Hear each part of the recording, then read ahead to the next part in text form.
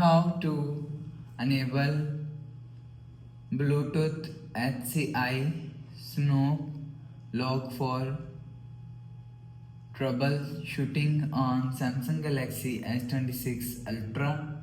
So let's start the video. First of all, go to app library. Now here, so click on settings app. Now in settings, scroll down to and click on developer option. So after click on developer option, you will see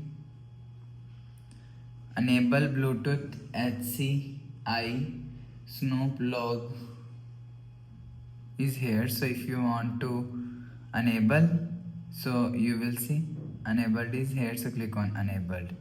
So after click on enable, you will see enable Bluetooth HCI Snoop is log is enabled. So after the process, go back to home screen, refresh phone. So that's how you can enable Bluetooth HCI Snoop log for troubleshooting on Samsung Galaxy S26 Ultra. So if you like the video, please subscribe. Thanks for watching.